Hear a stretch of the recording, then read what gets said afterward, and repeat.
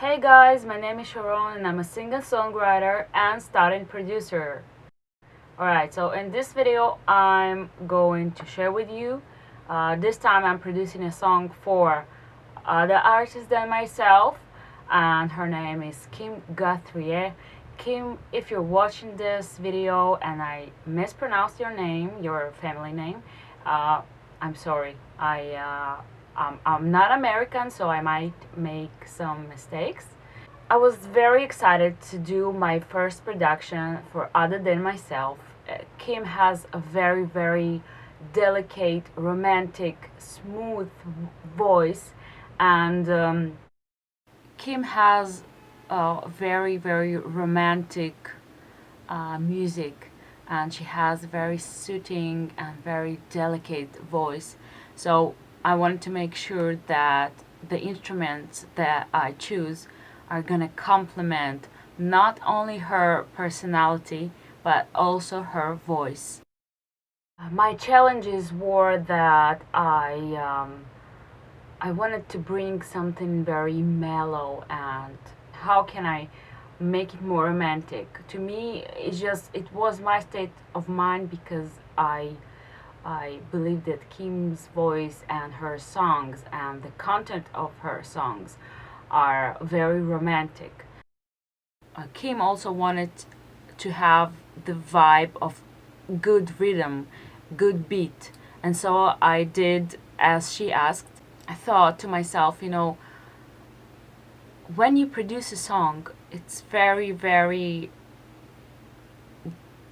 important to think about the artist, who he is, what he or she represents. So I wanted to bring the elegant part to the song, because Kim is very elegant, very warm, very elegant, sophisticated woman. So the first thing, that it is ballad, and it means that it has the same chords through the song, and in order to keep the ear occupied, so the listener won't get bored, you have to keep dynamics, and that means that to bring versatility into production. And I thought, if I'll keep bringing different instruments into song, it might be too much.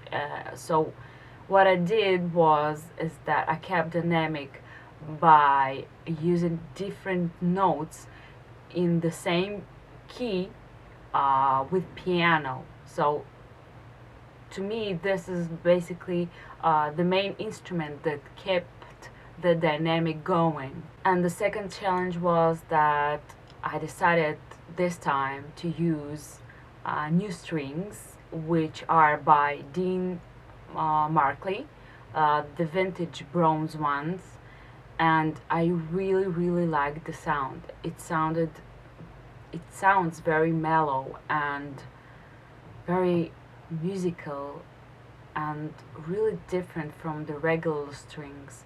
But the problem with these strings was that it's weird, but they do not harmonize within themselves. For example, if I was picking the melody, and then the one layer was with the picking, and the second layer I try to strum, it just does not harmonize. Now this is very, very, I know that since if it never happened to you, you obviously gonna it's hard to believe that it's possible. But I thought that maybe I didn't tune them right, I checked and checked again and again, and I did all correct. So I tried to harmonize with the other guitar, and it still didn't match. That was the weirdest thing with these strings, but I really like them. They bring something very special and new. Maybe the reason could be, I'm not sure, that these strings are made 85% of copper and 15% of zinc, while others, like Elixir, are made 80% and 20% zinc. So I really don't know the reason, but I had this was the main challenge of the production, because I really liked the sound of this guitar, but it was very hard for me to match the MIDI piano, and I also use saxophone to bring it in. It sounded a little bit off key, you know. The main challenge basically was to harmonize it with other instruments. So every time I found some piano that was called vintage, it sounded like it was perfect basically. Any other piano, the modern one, they just did not match. You know, the sound just it sound off off key, and I know it's weird, but it just didn't complement the production. So I was looking for any MIDI piano or a saxophone for this song that they kind of were friendly with the guitar sound. And I read a little bit about it, that in the 70s, and basically yeah, in the 70s they produced and made strings in different way with different materials, and so was the sound of the piano or other basically instrument. They had a different tonality, so that part was very challenging to find sounds and tonality that match the guitar.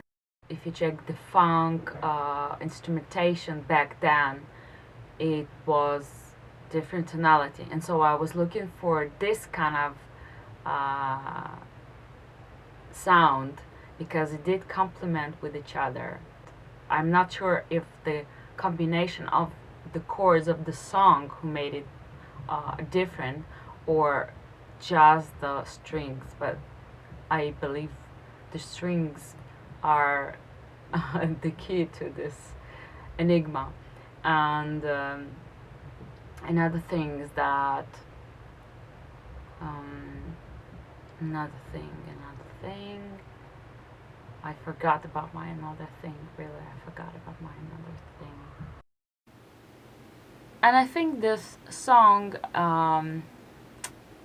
in my head is very, very suitable for commercials, like for high fashion commercials.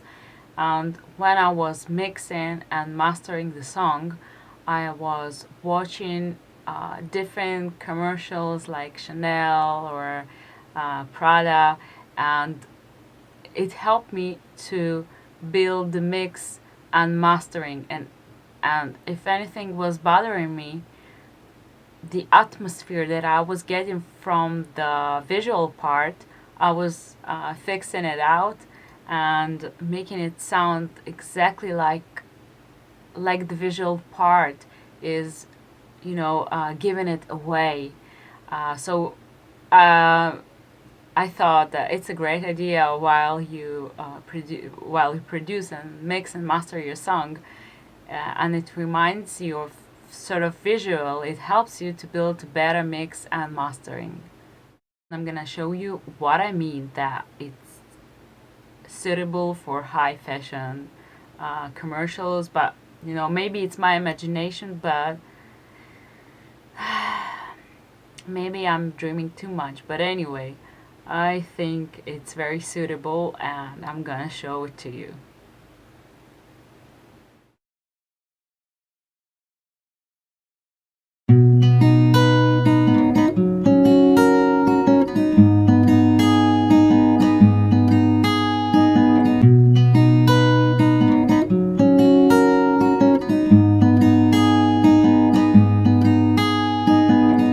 I remember the butterflies I felt just hearing the sound of your voice. You always said the most beautiful words. I had no choice. I fell in love. I won't forget the flush that came up on my cheeks when your fingertips touched my skin. How could anyone ever make me feel that way again.